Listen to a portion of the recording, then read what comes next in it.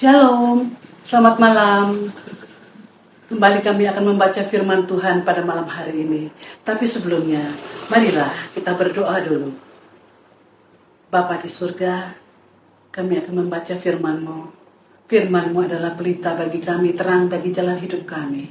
Berkatalah ya Bapa, kami siap mendengarnya. Di dalam nama Yesus, kami berdoa dan mengucap syukur. Amin.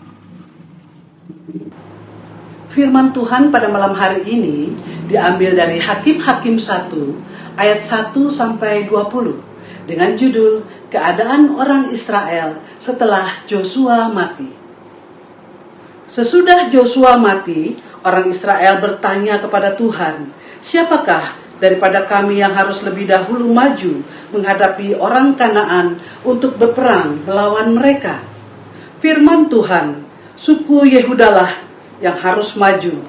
Sesungguhnya telah kuserahkan negeri itu ke dalam tangannya." Lalu berkatalah Yehuda kepada Simeon, saudaranya itu, "Majulah bersama-sama dengan aku ke bagian yang telah diundikan kepadaku, dan baiklah kita berperang melawan orang Kanaan. Maka aku pun akan maju bersama-sama dengan engkau ke bagian yang telah diundikan kepadamu." Lalu Simeon maju bersama-sama dengan dia. Maka majulah suku Yehuda. Lalu Tuhan menyerahkan orang Kanaan dan orang Feris ke dalam tangan mereka. Dan mereka memukul kalah orang-orang itu dekat Besek. 10.000 orang banyaknya.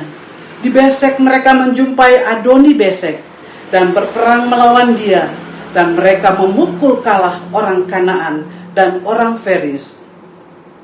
Tetapi Adoni Besek melarikan diri. Lalu mereka mengejarnya, menangkapnya, dan memotong ibu jari dari tangannya dan dari kakinya.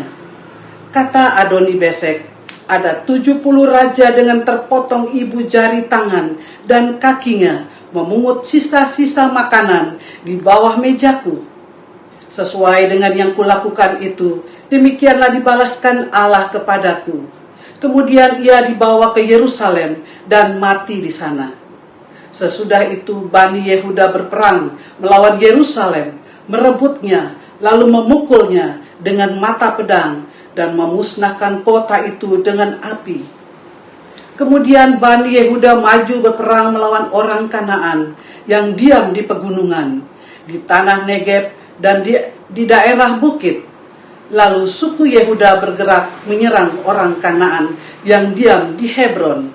Nama Hebron dahulu adalah Kiryat Arba, dan memukul kalah Sesai, Ahiman, dan Talmai. Dari sana mereka bergerak menyerang penduduk Debir.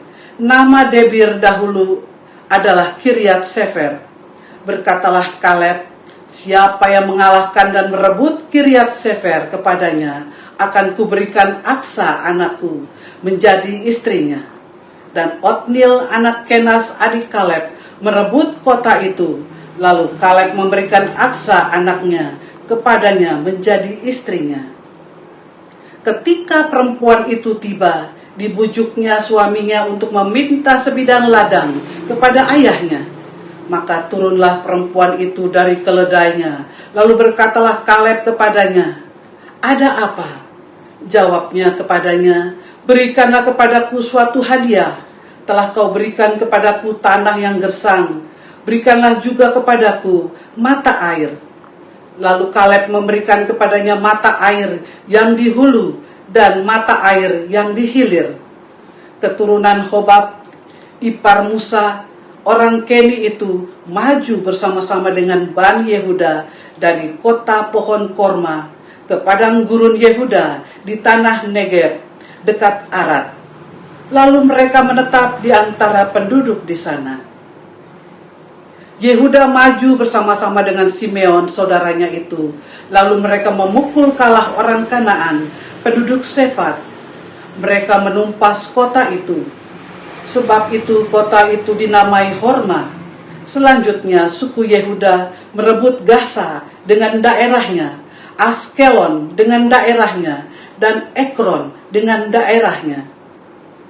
Dan Tuhan menyertai suku Yehuda, sehingga mereka menduduki pegunungan itu, tetapi mereka tidak dapat menghalau penduduk yang di lembah, sebab orang-orang ini mempunyai kereta-kereta besi. Kepada Kaleb telah diberikan Hebron, seperti yang dikatakan Musa dahulu. Dari sana telah dihalaukannya anak Enak yang ketiga itu.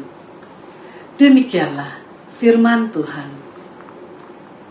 Marilah kita berdoa.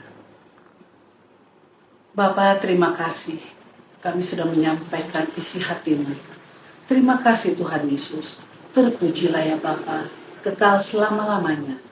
Amin.